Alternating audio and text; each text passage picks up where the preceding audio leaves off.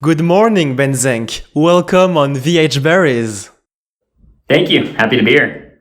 Born in the fog, molded by And it. yes, born in the fog and molded by it, indeed. That's from you know where that's from, right? That's from Batman, Dark Knight Rises. I didn't knew that actually. Well, now you do.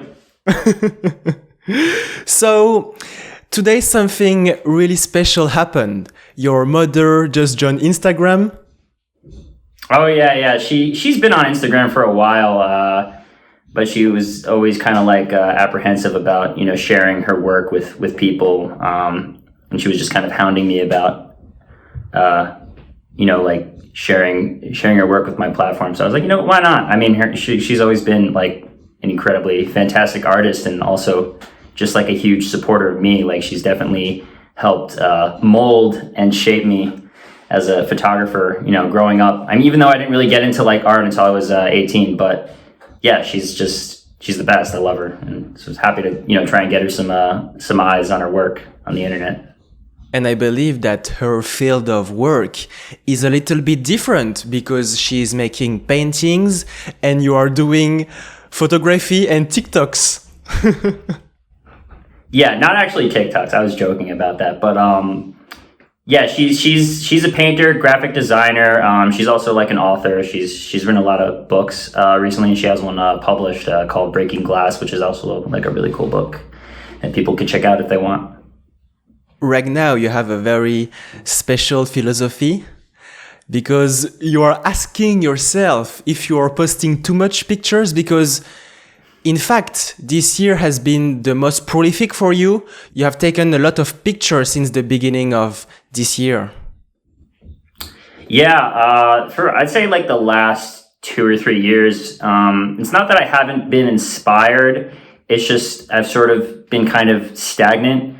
I wasn't traveling much, especially obviously the pandemic and whatnot didn't help that. But I was just kind of sitting around in my apartment in New York, kind of just like staying inside and playing video games. And I love playing video games. It's fun for me, but it sort of doesn't really benefit me in the real world in any way. And I'm sort of, essentially putting myself in like an entirely different echo chamber. I actually just like kind of feel like I'm sort of sifting through echo chambers every day. I'm in New York, and people have one view of the world, and now I'm out here in the desert and people have a totally different view of the world, and I'm kind of just like, oh yeah, what do I do? Where do I fit in? But yeah, 2021 started off kind of slow. I was still in the city, and then once the vaccine thing happened and stuff started like opening up again, I don't know if it's going to close again, but we'll see.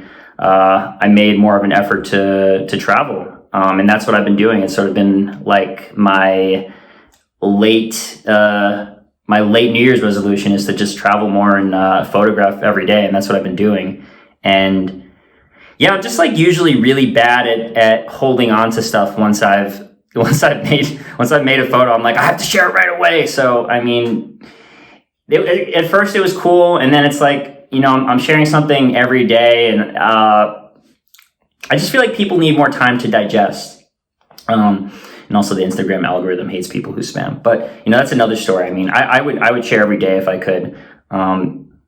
Even though I'm not at home with my desktop, so I can't really. I feel like the editing that I do isn't as dramatic or complex. So I guess like the work that I'm sharing right now is a little bit more simple, and then the complex stuff comes later. But yeah, it's been great. I love shooting every day. I feel like so much more alive and inspired and happy. And happy. And Ben Zank, you just mentioned it. Right now you are in the desert. How come? My two close friends of mine just escaped New York, as they would say, and they moved to. I can't even say where we are. They're very particular about it, but we're out west somewhere, and as they call it, an undisclosed location. But they bought a house here recently, and they've been renovating. That's why you might hear some drills or something. They're working on the roof right now, but it's beautiful out here. It's really beautiful.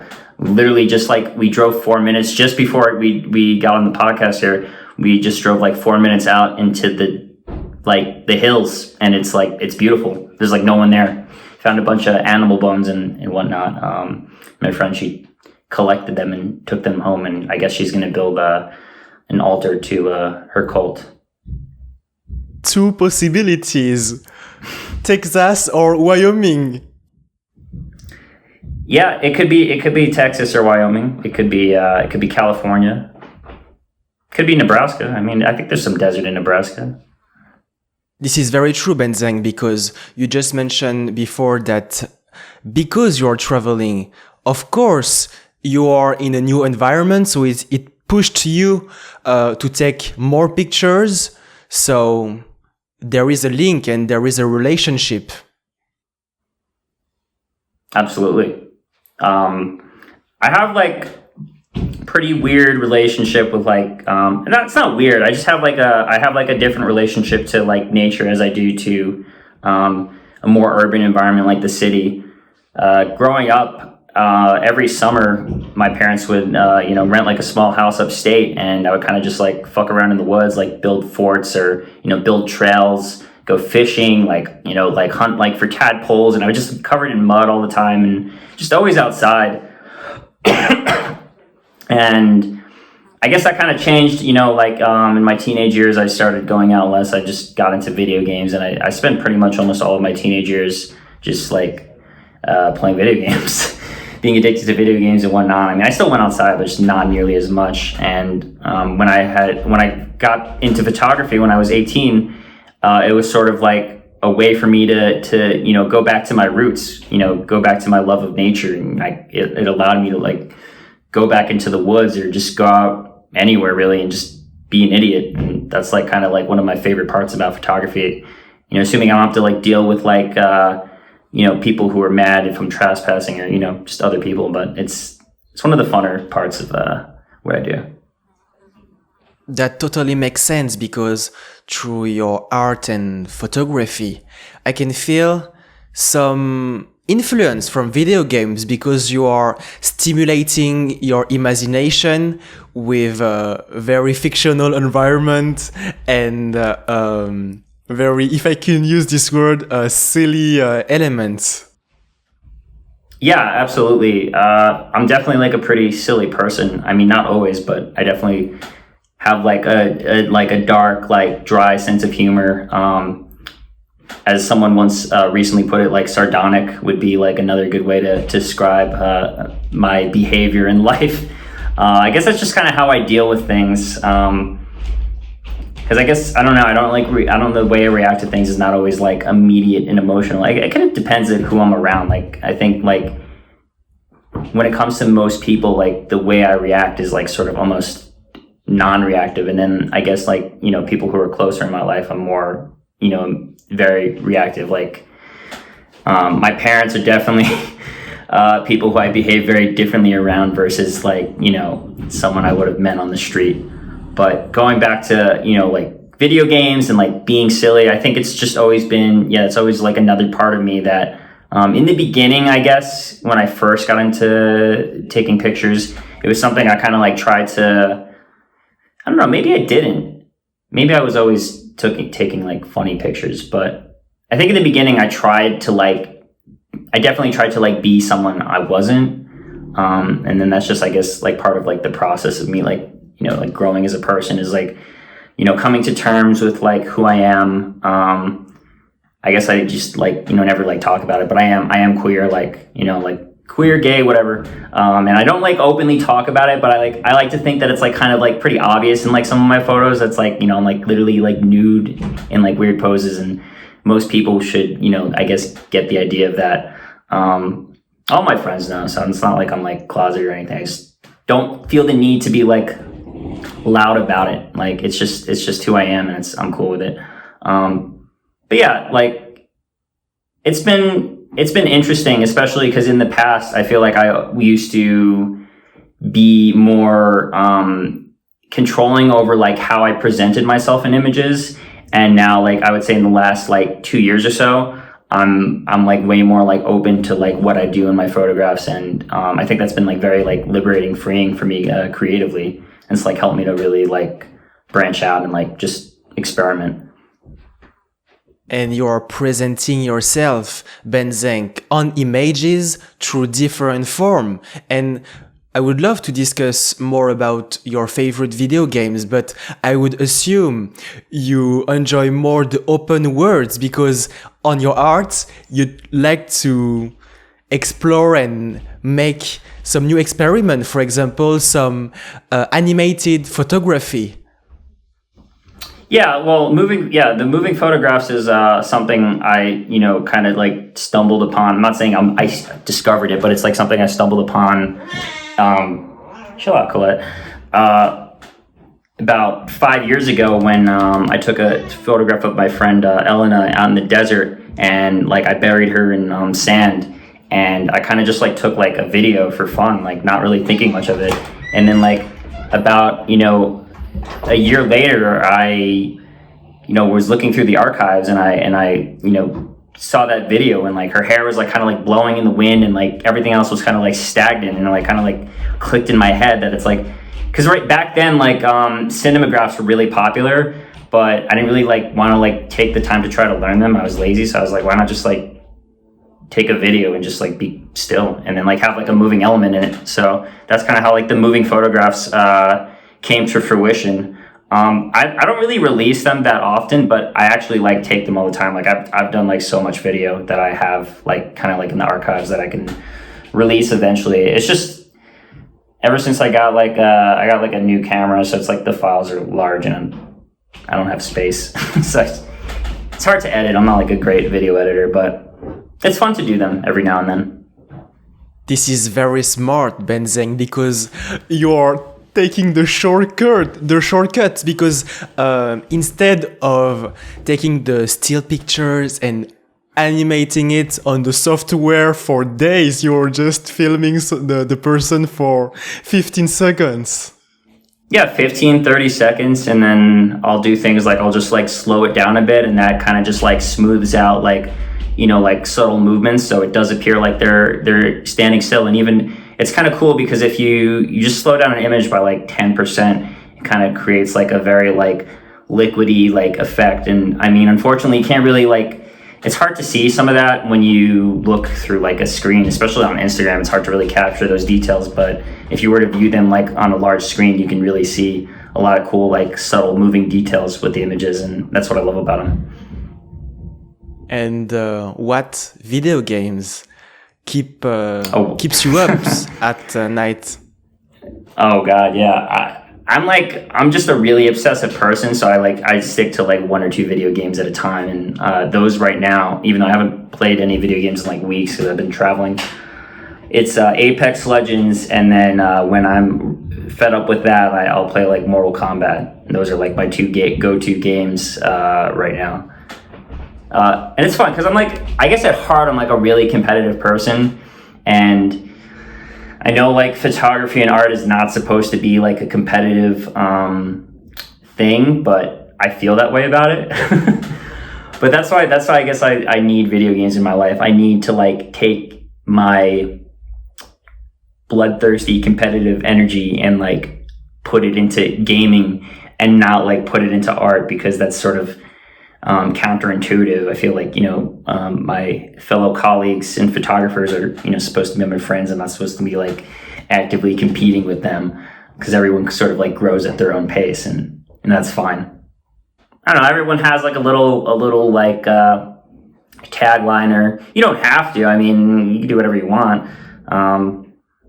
But everyone, it's fun to have like a little tagline. And I guess like instead of like saying like, oh, I'm an artist, I'm a photographer, it's kind of just cool to like have like it sort of like sums me up. Like I used to have like a long bio, like Ben Zank was born in New York in the Bronx, and he expresses himself when words fail. And it's like, that's cool and all, and people like that. But I feel like more recently, I forgot when I came up with that tagline, but this is probably like a few years ago. And I mean, really, like every single one of my photographs are sort of constructed by me. So it's like these things really don't just happen. It's like I make them. So that's sort of like the idea of that is the images I take it's not documentary. They're tableaus in a way. And they're not necessarily always surreal. They're just weird. I mean, sometimes I don't mind if they get surreal, and I don't mind if they are not surreal. It's sort of just something I made. Sure, and I also believe that there is a link with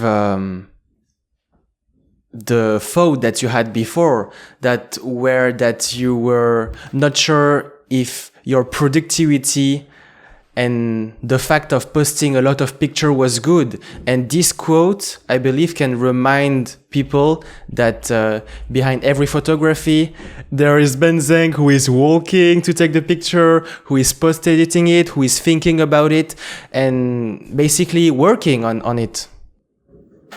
Yeah, precisely. It's all me. I mean, I like doing things low budget. I mean, eventually one day it would be cool to, have a crew. And I've shot campaigns in the past where I did have, a large crew, and I had like, digital techs, and I did this crazy awesome shoot for this jacket company called Valence or Terex in British Columbia in the mountains. And we had like a helicopter for the day. We like flew out to all these, crazy locations in the mountains with a helicopter. And I mean, the photos are great, but it's like, honestly, if I just had, the same model and just like maybe like a few people, I could have taken the same photographs, on a street somewhere, but it's fun. It's fun to be able to, create something really cool with like the bare minimum. Because that's the cool thing about art is, you can plan for days and days, or months, and, do like Gregory Crutzen style photograph where there's, a light in every corner, and the pose is exactly how you envisioned it, and everything is going exactly to plan, and it's like the image comes out exactly how you imagined it. And that's cool. And I've done that maybe like once or twice, but most of the time, I'm really just reacting to my environment. I'll pick out an outfit, or I won't pick out an outfit, and I'll do like a nude, and I'll just find like a location that kind of resonates with me, and I'll just sort of try to find a cool way for the human body to, fit in with that environment. And that's really just kind of what I do. When I'm hearing you developing this story, for example, I have just one thought. You are a human. Yeah.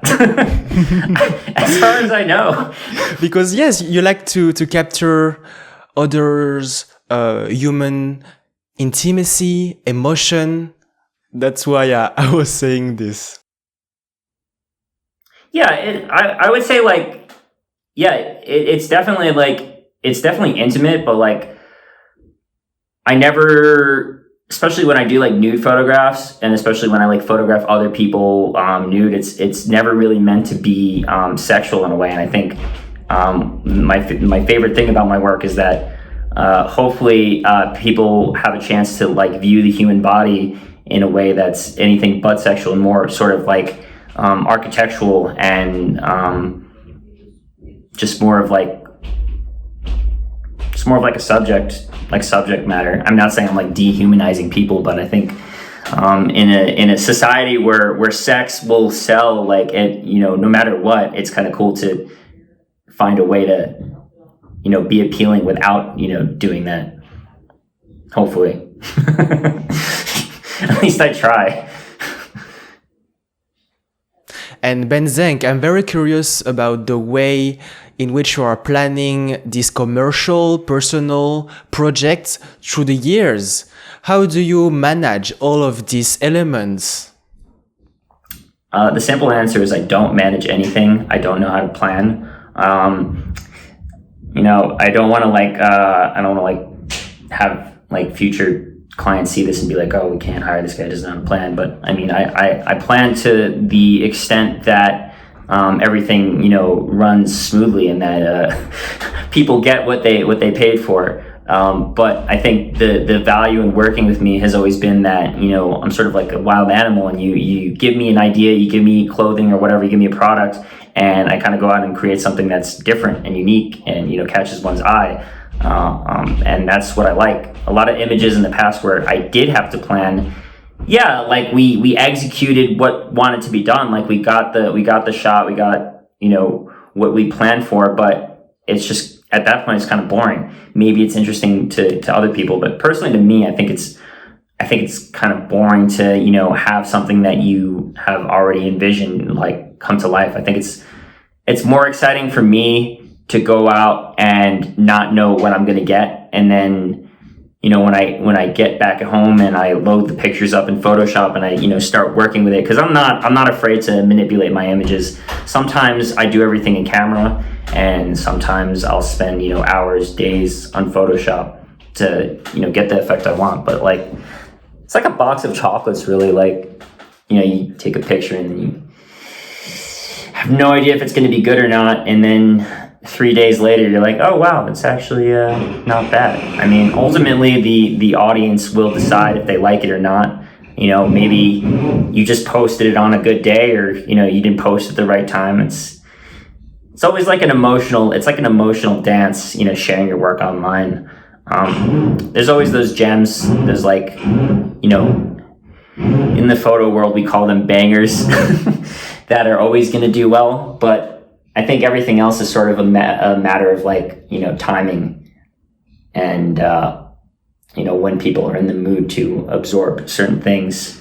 Like maybe in the morning, you probably shouldn't like post like some heavy shit, but I do it anyway. So that's sort of something I'm working on. But going back to, you know, planning and working in projects, I'm not a project person. I mean, I just go out and shoot, and then I'll go back and look at things, and, if, you know, images go together, then I'll try to create a series out of it. But for the most part, especially recently with what I did with my website, as I kind of just like, I used to have a bunch of different categories with like, you know, series that I had made. I recently just took everything and put it into one big reel, essentially, where you can, you know, because everything's mobile these days. I would assume that, you know, 80% or more of people who are looking at my work are looking at them through phones. So it's just much easier to like go to my website and be able to just like scroll through without, you know, having to be like, oh, let me look at this series and this series. You just scroll through and it's like, these are good photographs. And that's me. It's like, I never really set out to make a series. I just go out and shoot. You don't want people to open the 15 tabs on their browser. You want to put it all together in the small video. They can open 15 tabs of like my print store and like, you know, other stuff. They can buy my NFTs, but when it comes to like viewing my work, I guess it's better to have things nice and clean. No distractions, you know, let the work speak for itself, really. And that's sort of the way I go about with, especially with sharing my work online, is you just kind of have to let the work speak for itself. Like, it's always fun to put a little caption and whatnot. It helps kind of set the mood, but less is always more, I think, online. But then again, it depends person to person. I'm not a writer, but I've always said that if your artist statement is longer and more intriguing than your actual work, then maybe you should just be a writer. That's tough. It's kind of like a douchebag thing to say, but it's true. I think it's true. I'm sorry if you can hear the drilling right now. This is the drilling on the roof. Hopefully it's not too bad. And concerning the NFTs you just mentioned, you've made it. You're into the future right now. Yeah, I have not made it. I have made NFTs, but I have not made it in the NFT scene yet. Long road, I think. You know, I got into it. I mean, on the large scale, I believe I am early, but on the short scale, I'm a little late. I think I could have maybe tried to get into it, like almost a year ago would have been smart, but it's sort of like, you know, an untamed beast that no one really, you know, fully understands yet, as, you know, looking from the outside. And there was also a lot of negative press about it, how it affects the environment, which is, I mean, they're valid points, but at the end of the day, like, all the energy that people are spending, you know, saying that NFTs are bad, that's like when you tweet or when you write something, you're burning just as much fuel and shit. Like, you probably drive a Hummer anyway, dude. Like, come on, are you telling me not to like make an NFT? Like, give me a break. Like, what are you doing for the environment? I'm just trying to make a living, really.